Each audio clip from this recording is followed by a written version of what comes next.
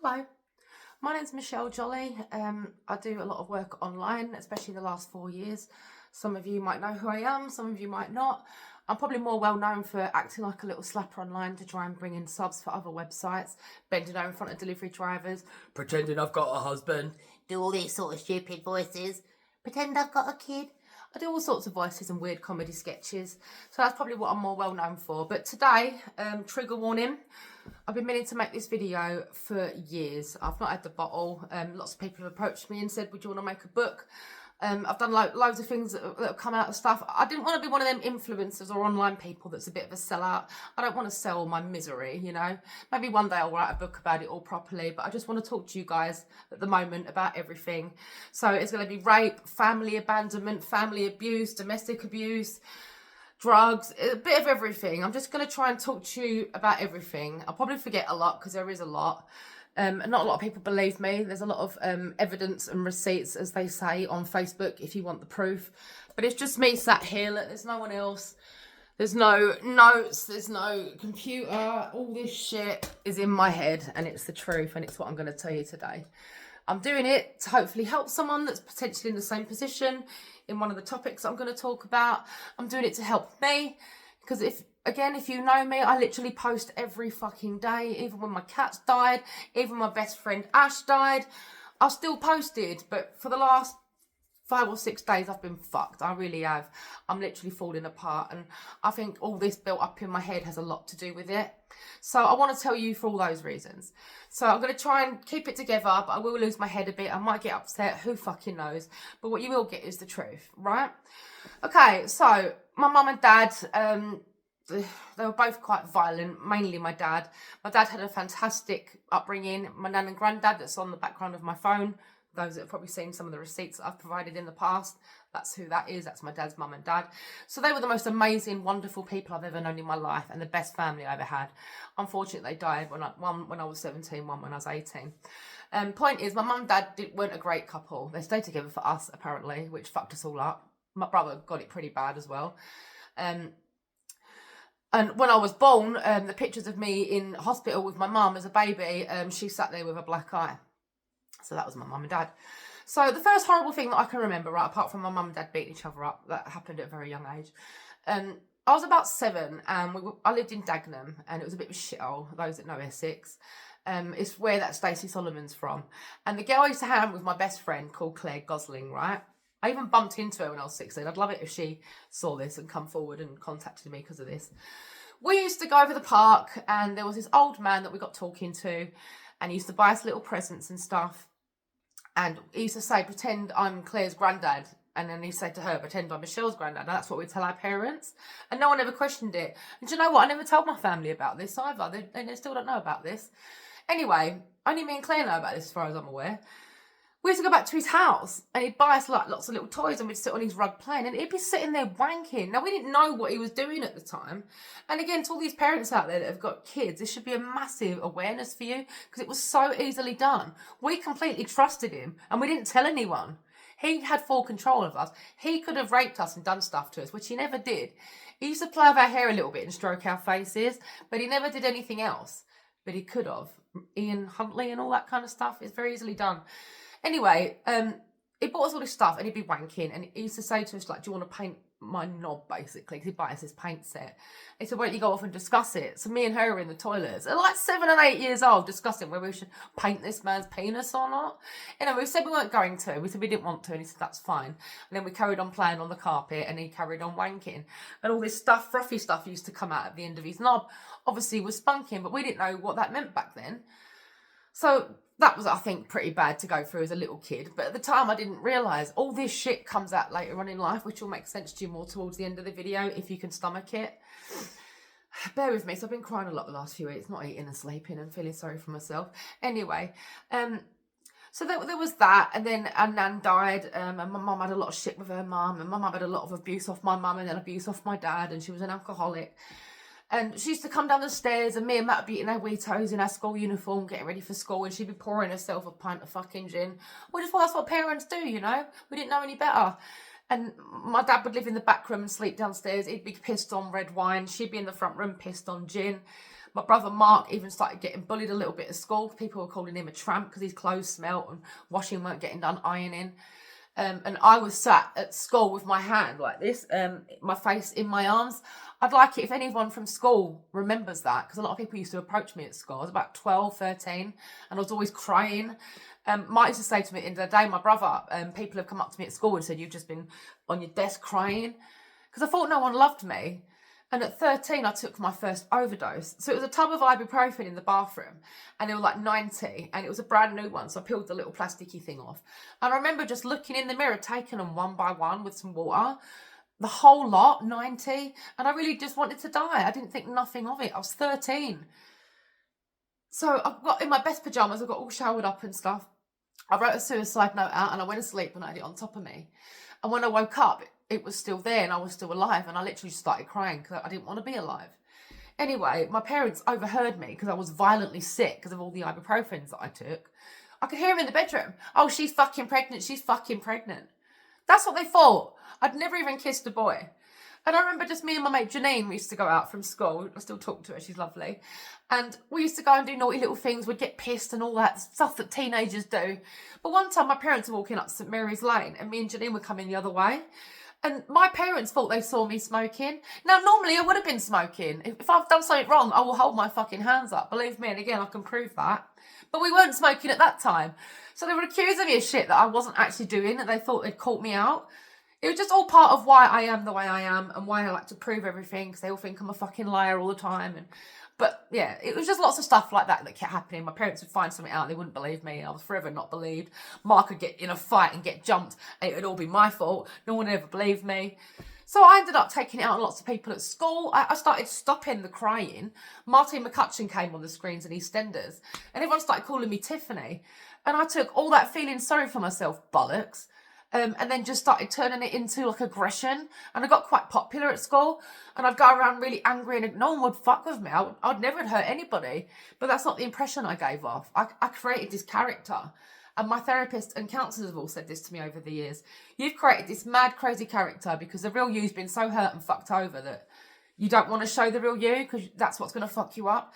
But you can happily portray this happy-go-lucky, I don't give a shit character because anyone can hurt her. It doesn't matter. It's not you. Anyway, so I was bullying a girl at school called Amy, right? I've actually reached out to her since. I've even sent screenshots of our conversation to my brother and a few of my close friends because I talk to them a lot and say how it upsets me so much that so many people have hurt me.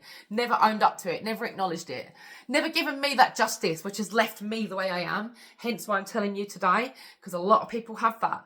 They get fucked over early on in life by a parent or a partner or a sibling. And then it all comes out later on in life and you don't know why and you get suicidal and everything blows up. So there's a lot of reasons why I'm doing this.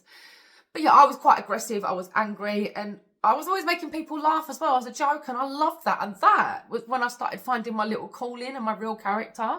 Not the nasty side, but the jokey side. Making people laugh made me happy.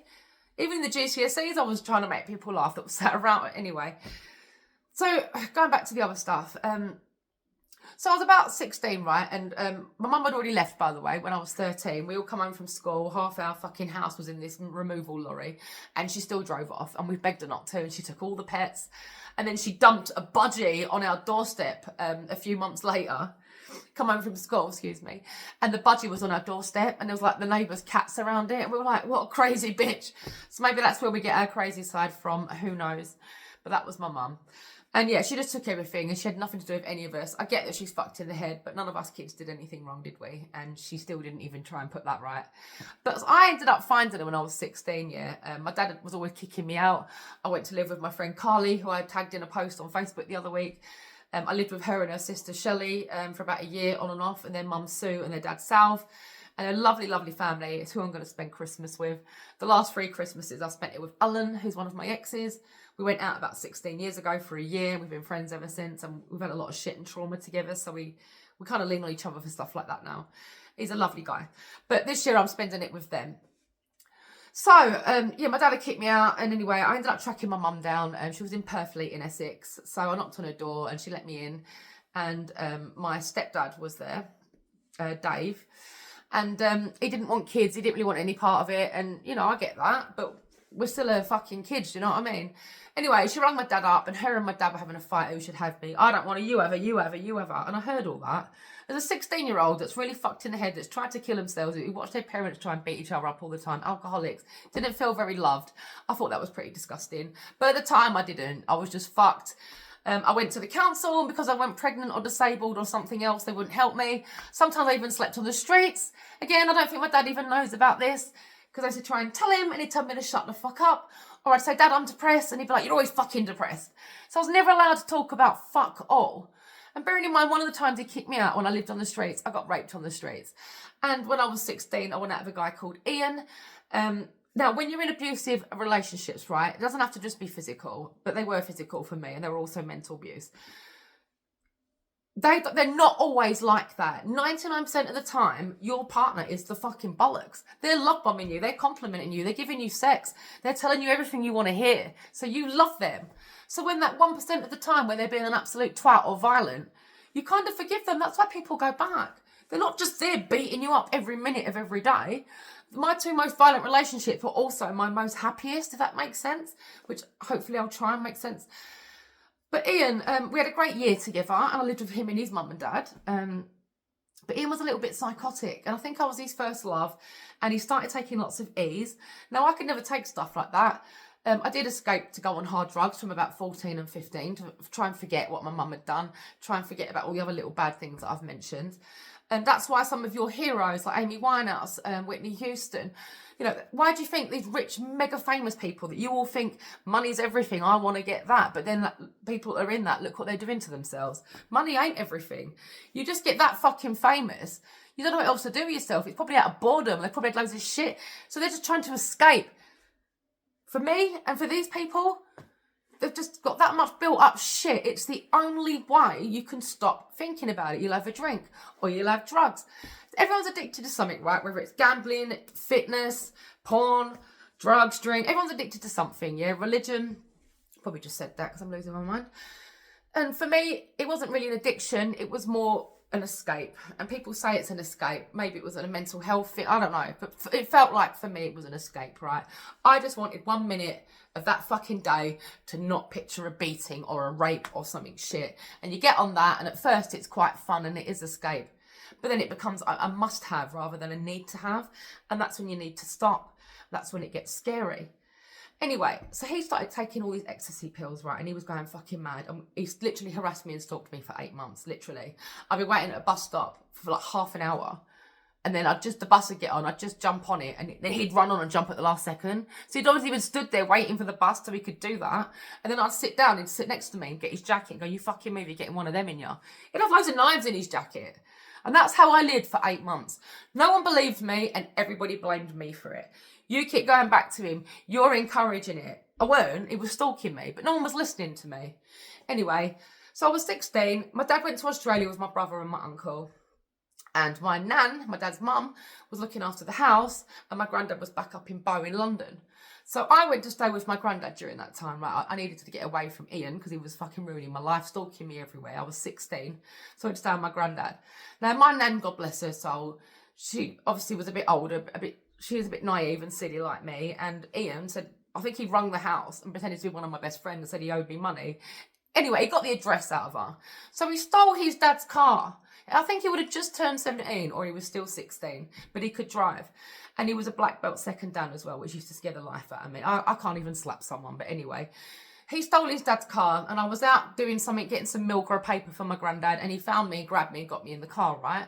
And I was waving at people, I was screaming, he went, shut the fuck up. And he drove the car into loads of other cars and smashed it up. And I was just like, you shut the fuck up now. So I shut up. Anyway, we got to some lights and went down this little dodgy road bit. And he stopped and I managed to get out the car. So I started running and he chased after me and caught up with me and got me in a headlock. He just kept uppercutting me, bang, bang, bang. So I kept seeing flash, flash, flash. I didn't feel no pain. I was so scared I actually pissed myself a little bit, but I felt no pain. Anyway, these two black guys were in this little red Metro behind us. I'll never forget that. And they stopped. And one of them came over, oh, what the fuck are you doing? And got him off me. And then Ian ran and got back in his car and drove off. The other black guy got back in his car and drove off. And the other one stayed with me to make sure I was all right and called the police. And he went like that. And we looked above. It was one of them old circle, massive bubble thing, the CCTV. Because I was only 16. It's not like it is now. But I was directly underneath it. Because the thing is with the police, and back then, if you were getting harassed and stalked, unless you got physically hurt, they couldn't do anything. Until you got stabbed or punched or something, they couldn't do fuck all. So it was all finally recorded after 8 months of stalking. That's how Ian ended up doing 6 months in prison for what he did. And that's another reason why I get angry when people accuse me of being racist as well. Those 2 black guys saved me. And there's another time where I broke down in Blackburn and these 2 Muslim guys helped me. No one else fucking did. Loads of people walked past. I don't give a fuck if you're a luminous green. If you're a nice person, you're a nice person. End of. Anyway, that's why I get upset about stuff like that. So that was when I was 16, right? And then when I was 17, I met a really nice guy. Probably the best relationship I've ever had. And I fucked it all up. I hold my hands up, yeah? And I've tracked him down since. And I've also tracked the Amy girl down at school that I used to bully when I used to get angry. I used to just call her names and pick on her. I never violently hurt her, but I was horrible to her. And I tracked her down in 2008 and then again in 2015, I think it was. Because I was so scared because I started going through my own shit and what people had done to me. I thought, what if I fucked her life up? And I've still got the screenshots of it as well because I recently sent them all to my brother. So again, I can prove what I'm saying. And it's why I always get really angry why people don't give me justice. Because if I fuck up in life, I will go and put it right. I will hold my hands up. And like I said, I've got proof on that. I'm not saying that what I did was right and that excuses it. But I think if you are going to fuck up in life, at least go out your way to put it right. It's a decent thing to do. And the person you fucked over might finally be able to get on with their life. I'm a big believer in that. So a lot of people that have fucked me up have never recognised it, never acknowledged what they've done, and never even tried to help, and never given me the justice that I need. Hence why I'm like this now. Like I said at the start of the video, I post every day. I've not posted for days. I've just been so fucking head up my arse. I have to get all this out finally. I have to tell you my truth. You have to know the truth. And then hopefully tomorrow I'll wake up with a clearer head and I'll just crack on and start doing my silly comedy shit again. Because that's what I want to do. And I want to be there for the people that follow me and like my work because I know I help them. But I desperately also hope that this helps someone else in a different way as well. Excuse me. Sorry. Right. So I fucked that relationship up with Chris, right, when I was 17. Anyway, when I got to about 20, I went to Ibiza with my best friend at the time, Sonia. And I met a guy called Mark, and we kept in contact for like a couple of years. And that's one of the reasons why I moved up north, by the way. But before that, when I left the other Chris guy when I was 17, I moved back in with my family. And my dad gave my bedroom to Matt. Mark had his own room. Matt's old room became my dad's office. And I had to sleep downstairs and make my bed every night like a piece of shit. And again, I do think that was a form of fucking abuse in some way. My dad would never acknowledge it. And he'd speak to me like shit. And he'd kick me out all the time. Because I wouldn't put a cup in the dishwasher. And would be angry and aggressive all the time. And I do strongly believe I reminded him of mum. And I do also think that's why my stepmum hated me. Because I reminded her of my mum. They met through my brother. We was all out one night and me and my mate were at the bar and we went, fuck it, it was all kicking off over there. I looked up, it was my brother Mark. And he was like this, getting carried out by a bouncer. So we're trying to get through the crowd, me and my mate Steve, got outside and they put Mark on the floor and this pool of blood started appearing behind his head. I was like, fucking hell, Mark, like he's my brother. I went, who's done this? And he went, he fucking did it. And he pointed at this guy and then he just went unconscious and the blood pool got bigger. So I went up to the guy, I went, you fucking bastard, look what you've done to my brother. The guy laughed in my face and went, you hit like a girl. But you fun, I fucking smashed him one in the face. Now that is not like me. That's how different I was back then. And I do kind of wish some of that was still in me because there's a few people that I know that fucking deserve one of them. Because he went flying and the police come up to me and get 2 meters back or you're nicked. And I went, look, I don't care, get away. So I got in the ambulance after that with Mark and then we went to the hospital and that's where my dad met Pat. And of course I was with Mark so it was all my fault. I wasn't even fucking there. I was at the bar. But of course it's my fault. He also got jumped at the fair when there was about 20 lads on him, right? And they held my head and made me watch him get kicked in the face. Mark was unconscious. I fireman carried him across the whole fucking park and got him to a telephone box. I don't even know how. And called 999. I watched the whole thing. They held my head. And again, it's just another thing that I had to go through and I got blamed for. Let's push all that aside. So that's how my dad met Pat. And I used to love Pat. She saved my dad. And when they got married, I sung Mama to her by the Spice Girls. It's even on camera. But after a few years, She just didn't like me. I used to do this little thing at Christmas with my dad and my brothers when it was just us four, when it was the best time of my life. Me and my dad used to share a few joints. We'd go down the pub. We were like best friends, and that's when I loved my dad the most. That's the best time I ever had my dad. So I used to get the Christmas cracker jokes, right? And I'd put my own jokes in there. They'd all tell theirs about snowmen and Santa's sack and all that crap. Come to me, I'd be like, what's the difference between a fridge and a pussy? A fridge don't fart when you pull your meat out. And they'd all piss themselves and, hey, don't say that, Mimi. They call me Mimi down there. So they all knew it was just me fucking around. And then she didn't like that because it was disgusting. So I was never allowed to do that again. So the one thing I loved at Christmas, she stopped. Everything was always her way, you know. And over the years, we used to all get nice little things at Christmas. I felt honoured. I had a family. I had a new mum. But we all started drifting apart a little bit. And the last Christmas I spent with them, I was struggling a little bit with Switchbase, my recruitment company that I've had for 8 years that went to shit during COVID because of the government, didn't earn a penny for 8 months. Hence why I joined all the online stuff. Hence why I joined OnlyFans. You think I want to fucking do that shit? No, I had to. And now I have to keep doing it because people keep stealing my content. But let's not go there. So the last Christmas I spent with them all, my dad and Pat, they wanted this little Harrods fucking footstool thing because Matt had one. Him and his little posh bird Katie, right? Because they've got money, which means they're decent people. That's what my family are like. And if you're married with kids and got loads of money, you're shit. That's why I'm shit. So they wanted this hippo leather footstool thing, right? So I had to work 3 jobs that Christmas to pay for it. I told them I wanted these flashy trainers and a couple of lights because I was DJing. So we was all there at Christmas opening our presents, and there's Matt with his Lacoste jumper and Mark with his Gucci aftershave and her kids, all the top of the range stuff and that. And I got this secondhand box of secondhand China cat cups. A couple of them were even chipped, and the box weren't even the original box that went with them. Clearly, they just found some old bollocks and shoved it in any old box. It wasn't even wrapped. So I don't want to sound like some spoiled little bastard because there's people out there that walk 30 miles for malaria water all day. They probably don't know what Christmas is. But when you're used to growing up in a family like that where you get everything and all of a sudden you're just treated like an absolute cunt, it kind of starts to take its toll. And I never told anyone. I just thought I don't want to create issues because this is the only family I have. Anyway, I'd ring up the house and speak to Dad and she'd answer, Pat, oh, hello, Mimi, I'll get your Dad. Like, hey Pat, I'll get your dad. Hey Pat, I'll get your dad. And then I'd be there, and one of her son's wives would ring up. I'm like, oh hello Lisa, darling. Oh hello, how are you? She'd be on the phone for like half an hour. Or Hayley'd ring up. Oh hello Hayley, how's the kid? I thought you never ever talk to me. And they used to get really pissed, my dad and Pat. She used to look at me with disgust. Because I do kind of, when I walk in a room, I know the reaction I have because I'm so loud and I'm quite funny. And people do draw to that and everyone kind of does look up. Not because, you know, I'm all special and gorgeous, even I have my moments. It's because of the presence I bring. I'm actually quite a nice person with a good aura. And I think that's what it is. Or she was hated me because I'm a mum or something. But she'd just be like, staring at me, pissed. I was trying to tell my brothers about it. I thought I was going fucking mad. So anyway, there's a little bit there with my family. And 10 years ago, I was so fucking depressed, right? I told them I didn't want to be here anymore. And I don't even know how it all happened. But I used to stockpile pills, yeah? Anyone that's suicidal and depressed will stockpile pills. They'll tell you about that. So I used to stockpile them, right? And I ended up taking 3 months worth one night because I was in a really bad place. Somehow I rang my dad's house phone off my old house phone. I don't even know my dad's number off by heart. My old phone was fucked, so I don't even know I did it. And I was out of my face. I've been drinking all day with this girl that I was seeing at the time as well, who was even more fucking mental than me.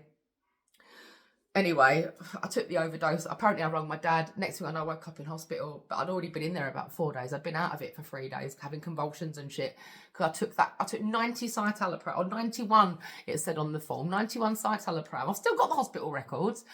And there was some other shit in me, paracetamol, everything I could find. I was out my face. I wanted to die. That's the truth. It's shit, I know, but that's how I felt.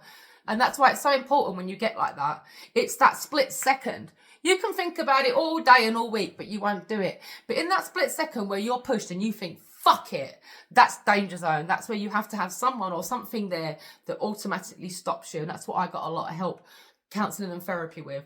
So now when I get like that, I do have my little triggers. My cats, for example, or certain people that I speak to, they stop me, okay? So again, if you've got kids that have tried it or you know it's suicidal, look out for their triggers because it's the danger zone. They'll think about it all the time. They'll stockpile pills in their room. Go and have a look.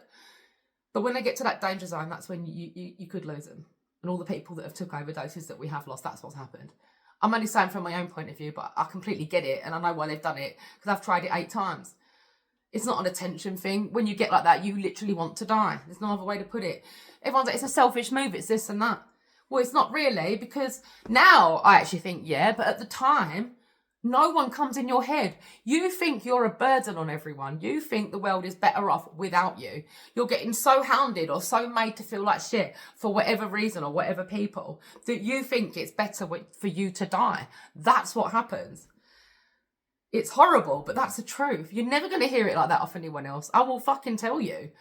Whether this gets banned or not, I couldn't give a shit. I just hope at least one person sees it that I can help. And they'll think, fucking hell, I get like that. Bloody hell, it's not just me. Because they'll see me doing all my videos. Everyone thinks, oh yeah, happy little bastard her. She don't give a shit about nothing. Well, actually, no, it's the complete opposite.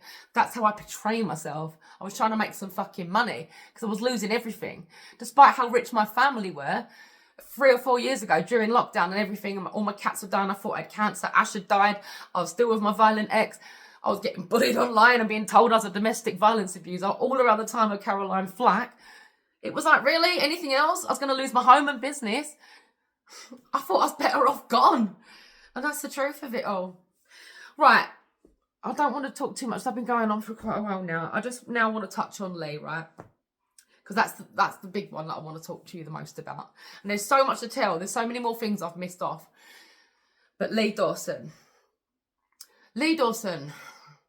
When I said before, right, you're in a relationship with someone, yeah? 99% of the time, they are the fucking bollocks. He used to love bomb me to fuck, right? He made me feel like I was a princess. He used to make me come every day. He'd do everything he could to keep me happy, right? And as you know, that's a nice thing to have, isn't it? Yeah? Sorry, I've been crying a bit today. My nose keeps running. So when we first got together, for months he was chasing me. I didn't want him. I weren't interested. I knew of him. My mate Sarah Allsop, who's his ex, used to tell me these horror stories about him. She was on and off with him for 16 years. She's one of these girls that's got a beard as well. She's got like one of them hormone things where some women have beards. And Lee used to take the piss out of her. So I met her at McDonald's one morning for an interview that she had, and I could see the sun hitting her stubble. And I did generally feel sorry for her. She's not exactly fun to be around. She's not the best looking, but it's not always about that. Have you ever met someone at the bar that you thought was really fit and then you've got chatting to them and they're such a twat that they're just not fit anymore? Or you've met someone that's a little bit minging and they've been so lovely and funny that they've become fit? It's that kind of thing. I did think she was quite a sweet girl. So me, her and my other friend Alicia, who's Lee's cousin, we used to all go out and do a bit of karaoke and knock around a few bars. We'd always have to go back to the Havelock where Lee worked because she was mentally crazy in love with him, which we all had to do. And we all knew the crack with her and Lee, and we just kind of left him to it. So I didn't want to get with him because of that either. But she always said I want him to move on. He always said she'd be happy for me. He kept love bombing me to fuck, and it felt really good. And I started falling for him. And then we got together. And when I watch domestic violence things on TV or any documentaries, they're never how it was for me. So it's another reason I wanted to talk about it. So 99% of the time, we were doing karaoke, we were having a laugh. You know, we were watching Bottom together. It was a really good relationship, one of my best, and I loved him the most. But when he had a drink, or when something went a bit wrong, or he got something in his head, he could switch like that. He got like my dad. And the night when he did it, I'd been at karaoke, right? Now, there was a guy called Barry. I was kind of seeing him on and off for about 4 or 5 years. He was a lovely, lovely, lovely guy, right? But I did love him. I just didn't love him like I loved Lee. So whenever me and Lee would have an argument or Lee would treat me like shit, I'd go running off to Barry and I'd be with him for a couple of weeks. Then Lee would peck at my head and get back into it because I still loved him. And I'd end up leaving Barry and getting back with Lee and breaking Barry's heart. So I did that about 3 times, right? And I weren't exactly happy about it, but you can't help who you love. You think you're over it, and then a few weeks later, they're there giving you fucking and all you want to do is get back with them. That's why we do it, isn't it? And like I say, 99% of the time, they're actually really nice. They're not constantly battering you. Why do you think people stay? It's a fantastic relationship. But 1% of the time, they're an absolute cunt. That's the truth. So the last time I finally broke up with Lee, I was actually ready to be with Barry. And I found out he was seeing someone else. And it was my 40th birthday. And he got me a load of presents. And I said, look, I know you're seeing someone else. Are you going to be with me or not? And he said, no, he was going to stay with her. So I fucked him off. So I spent my 40th crying my eyes out on my own. And that's why I got upset today on Facebook, because I saw that picture. It actually came up, someone you may know, and it said Matthew Jolly, who's my little brother, who I don't talk to anymore. And I went on his thing and I saw the picture that he'd uploaded, and I instantly fucking lost it. because I had to block my auntie and my brother yesterday because I've been sending them quite personal things. They've been reading them and not even replying. Now, these people said to me in June or July when I was in Corfu, when I announced to 274,000 people that I wanted to kill myself, oh, you can always talk to me. Oh, don't feel like that. Come and talk to me. So I talked to them. They read it, didn't reply. I was like, what the fuck? That's why I made that post the other day with all them people I thanked. Because I sent the same to all these people. Those replied. Mark and Auntie Jo didn't. The two people, no offence to the other guys, I wanted to reply the most. That's the only family I've got. Not once. And I've done it a few times. I sent a little crime video to him in August and I'm having a psychotic episode. And I came offline then for about 3 days. They didn't even reply. They watched it and didn't reply. I was singing and crying. So I'm having a psychotic episode. I know. This is why my dad says I'm hard work and don't want to talk to me because he can't deal with this. Well, I'm so sorry. I got fucked up the arse so many times. Anyway, sorry. So I mean, my head's all over the place. Right, I'm going to talk about the Lee thing now, yeah. That night when it happened, Barry came into the pub, yeah. Me and Lee, I'd been DJing all night. He was stood behind me at the DJ stand, right? Barry kept buying me loads of Jaeger bombs. Now, the pubs loved me. I used to get wasted in there. I'd spend my whole wage in there. I'd get all the pubs going. I'd all my little outfits on, my fucking jugs hanging out. All lads would be coming in. Pubs had been making a lot. Everyone was all happy, and I'd be sticking my wage back behind the bar. Who don't want to DJ like that? So I was getting booked everywhere. I worked all week, Monday to Friday, at my recruitment company, building that up, doing a normal office job. Then Monday night, I'd DJ at the Railway. Thursday night at the Nags. Friday, Saturday, and Sunday, I'd DJ at the Havelock or at the George. Oh, bloody hell. So I was DJing. It was a Saturday night. I'd been DJing all night. And Barry came in and bought me these Jaeger bombs, which started winding Lee up. And Barry started coming in more and more, which was winding up Lee, making him jealous. Which I kind of get, because I had a lot of his exes that used to ponce around him at the Havelock. And they'd give me filthy looks and stuff. It's just the way it is. It's natural. It's a human emotion.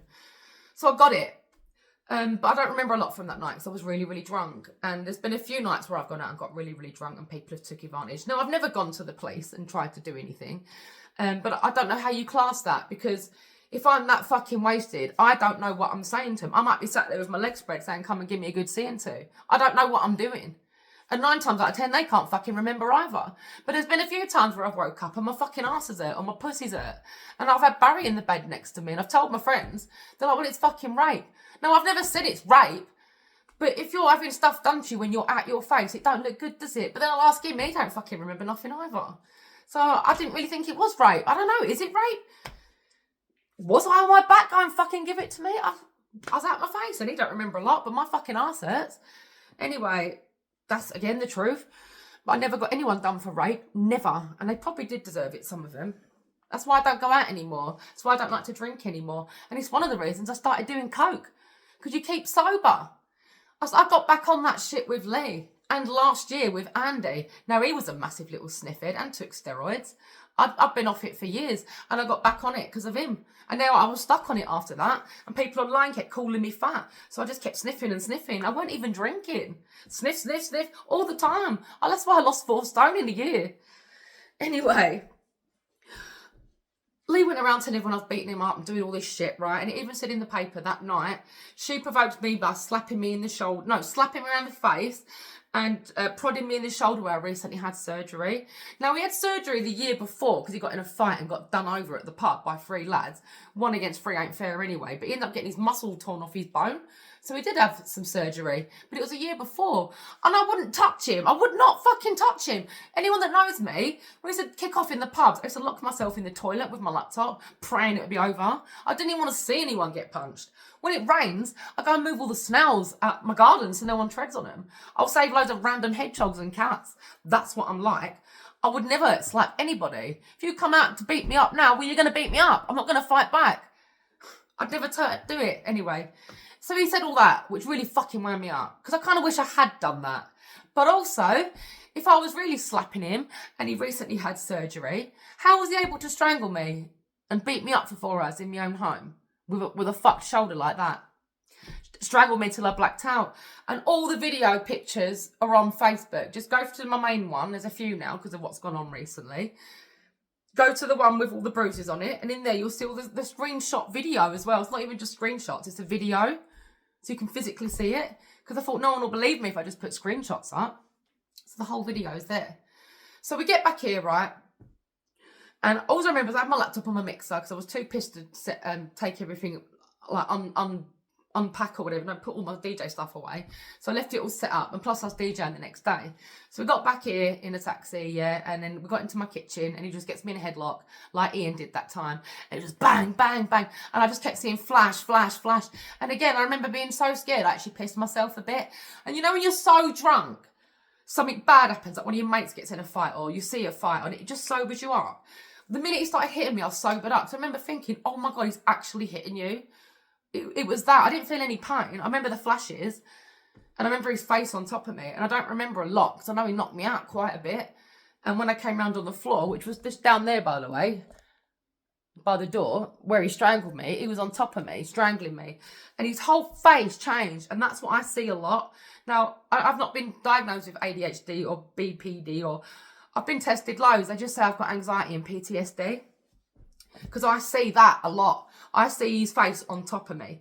And you know when someone's really angry and their face changes and their eyes, and it's, I can't do it obviously, but I see that all the time, and I see it every fucking day, whether I'm happy or sad. And I know this video is probably so crazy because you've probably never seen me like this, but this is the real me, and this is me getting it out of my head, and it's all a bit all over the place and all of it what the fuck, but that's what's in my head. I don't think, I just speak. And it's another reason I don't go live a lot, because of the way the woke community and all these snowflakes, I'll probably say something that'll upset somebody, or I'll get done for something when I'm just trying to have a laugh and talk to people. So yeah, so anyway, he got me in the headlock, and he kept hitting me and hitting me and hitting me, and we come in here, we were fighting a bit, and I went to that window here, and I screamed out the window because my neighbour Lisa and Kevin and Dawn and Wayne said they were gutted, they didn't hear me. This would have been about 4 or 5 in the morning at this point, so we, you know, he'd been doing it to me for hours. He took all my phones off me, took all my keys off me. My cat Gizmo had half his nose hanging off because he had nose cancer. And when I finally got out the house, because I had to escape, I ran out onto the main road there. I won't say the road, but I went out onto the main road bit up there, and I flagged a car down, and it was an old bill lady, and I was screaming, saying, someone get to my house because of my cats. I was so worried. He was so angry and worked up, and he'd never been like that. I thought he was going to get one of my tortoises maybe and launch it across the room, or I couldn't think. And I was stood there, my nose bleeding, my neck all throbbing, and it fucking made me pass out unconscious. I was pissed as well. It was all happening. But the main thing I cared about was getting back, police officer getting in there, getting him out and getting my animals, because he was so angry. And when I've watched these domestic violence things and documentaries myself, it's always like, yeah, it started out with a bit of name calling, or it started out with a bit of pushing and shoving, and then I got a slap, and then I got a punch. And no, it weren't like that. Not for me. And that's why I like to watch these things. That's why I'm talking about it, because I've never heard anyone have it the way I had it. It was fucking great. We had a few little silly arguments, yeah, but nothing to the scale like that. And then at the 8-month sort of mark, that's when that happened. So that's mainly the worst of the stuff. I think what also is pretty bad was the fact that all these exes, Emma, Rebecca, Jane, Sam, I've still got all the screenshots of what they said as well. There were over 100 comments, and Sarah Alsop was the queen of it. She created so much, and she used to be my friend. Now, they all bullied me because of that, all around the time of Caroline Flack as well. That's why I get so upset when people talk about the Caroline Flack stuff, because I know what she went through, because I was going through it to a very small scale compared to her, but I was still going through it, and I knew what it felt like. And there's evidence now that she didn't actually do half the things that she was accused of either, but that's a different topic. But they were all accused. All my friends, all the friends that I'd made didn't believe me. And I was the cunt, and I was the one beating him up. And I've now been able to prove that's all bollocks, which is why all my accounts keep getting shut down. And I keep getting emails all the time. Your account's been hacked to someone in Blackburn. Your account's been hacked to someone in Blackburn. It's non-stop. And again, I've sent all those to my friends if you really want more evidence on that as well. And it's always Blackburn. So I know it's Sarah and Lee. And if it's not directly them, it's people that they've enticed through their lives to do that. So it's something to do with them. Why are so many people in Blackburn so fixated on me and ruining my life? But that's how it is. But the worst bit for me, it was only about 3 or 4 weeks after that. Now, my best friend, Ash, it was the only friend I ever had. Well, not now, but at the time. Because Dawn and Wayne, like my best friends, they'd never take the piss. They were a lot like him. Carly, Janine, Steve. But at the time, Ash was my best friend at the time. And he would never let me put a finger in my pocket. He fucking hated Lee with a passion, and Lee hated him because he knew what a good friend he was, and he knew how much I loved him, and he always looked out for me. He was the best guy in the fucking world, and he's gone now. He'd only been dead a couple of weeks.